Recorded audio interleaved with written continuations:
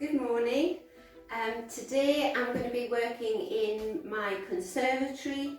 I've been very excited about making this video and about this day in particular. It's actually quite nice and warm, so it is time I can bring all of the plants that have been overwintering in my house back to their rightful place. So what I'm going to do is I'm going to show you what's in here, talk about what I'll be moving out, and then I'm going to go and get the new plants. So this is one of my tree ferns. He's been overwintering in this conservatory. So yes, he's been here since I would say last October. This is a maidenhair fern.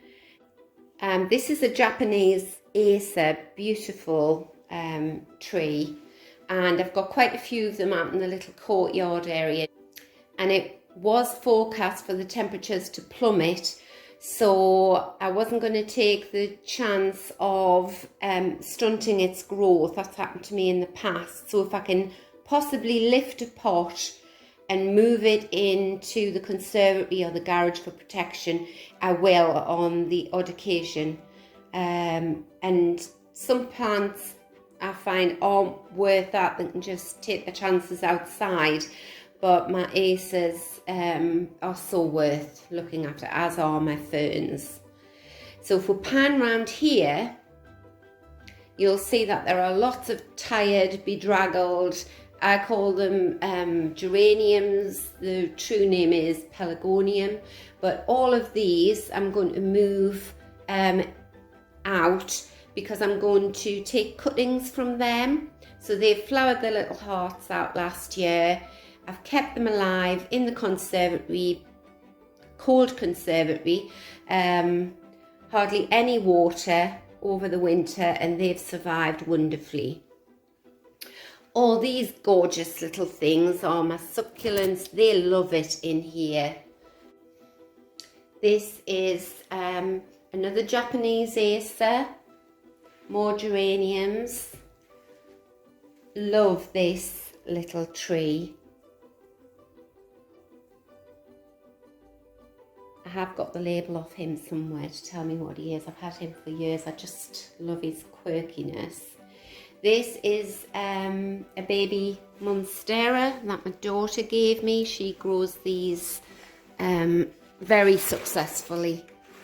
So he's gonna love it in here.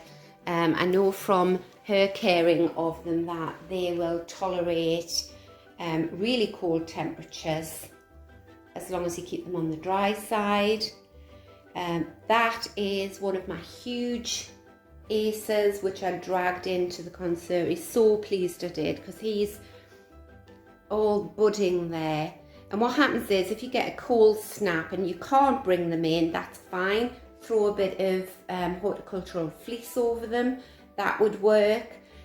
We get a lot of wind around here, so fleece doesn't work so well for me because it just blows away or snaps the plant. But it won't kill the plant, the frost, but it stunts the growth. It sort of kizens the buds, and then you have to wait maybe another month to get for it to start growing properly. So this conservatory is east facing. Right over there in the distance, that is the sea on the northeast coast. So we get very weak early morning light, and then the temperature just starts to build and it gets nice and warm. But as the sun goes round, and it goes round quite quickly, once it's 11 o'clock in the morning at the moment. Once it gets to here, this conservatory falls into the shadow of our house, which is behind me.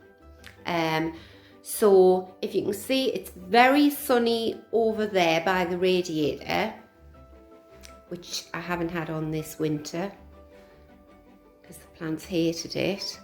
But when you look at this part of the conservatory, it is deep shade. Still nice and warm, but complete shade. So when I dress the conservatory with my plants, you might think, oh, that looks a bit imbalanced, because I'll have all of my ferns and tender plants over that side of the conservatory, and in this side I'll have the plants that love being in the sun. So the succulents do, if I bring any rosemary or lavenders in.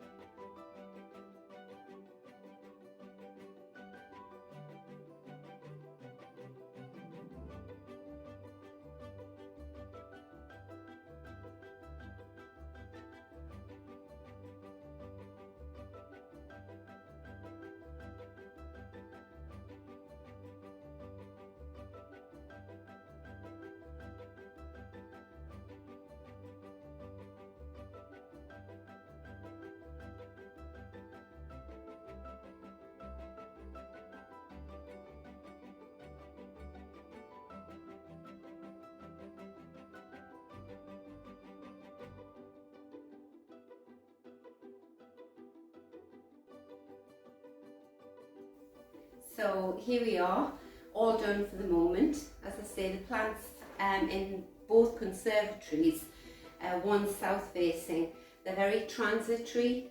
So as the temperatures rise, I tend to move the plants that don't like being in glaring sunshine over to the shady side, and I'll replace them with more succulents and, like I say, Mediterranean plants. So I think it works. I think it's a totally practical space. You'll notice I haven't got anything hanging over the cupboard, so we can get in, get to the toys. He's not going to do it, the baby's not going to pull anything down on his head. I can get the rowing machine down the middle here. So I'll take the camera and I'll pan round and see what you think. So as I say, those acers, they'll be going out in the next day or two. The geraniums down there on the floor, they're my stock of new cuttings for this year.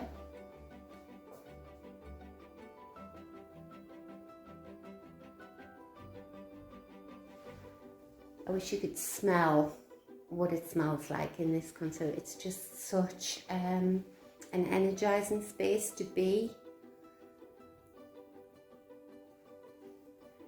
And you might think some of the plants look a little bit bedraggled or tired and that. Well, it is the end of the winter. We're not looking our best. You know, we haven't got the nice sun-kissed look to our skin or anything. And plants are the same. They've dealt with central heating. Our house, you know, it's by no means old, but it's about 100 years old. So it's big and it's drafty.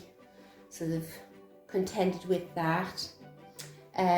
This is a plant here which I've tried for the first time, amaryllis. And when I got the bulb and planted it, the soil looked really yucky, and I thought I didn't expect much from it, and I just think it's amazing. I'm going to have tons of those next year. We're going to have them all over the house. And one thing you might have noticed in here that I've snuck in, I've got nothing against artificial plants, and in the right place, you know, if you get good quality ones, you can't tell the difference. I've got so many live plants, I don't need them, but I couldn't resist. I've had these for years, these orchids, and I've had real orchids and fake orchids mixed, and unless you look at the buds, you really can't tell the difference between the real ones and the fake ones. And I just think to give it an extra bit of sort of lightness at this time of year, or maybe throughout the season, you know, if you haven't got the time or you really just don't want live plants, you can make your greenhouse look gorgeous by putting some artificial foliage in. And I think the orchids are just lovely. And when you look at that amaryllis that I've just shown you, you know, it's so perfect. You could think that's artificial, and it's totally not. But all the other plants here are real. So that's it. I hope you've enjoyed the video. I've certainly enjoyed doing it.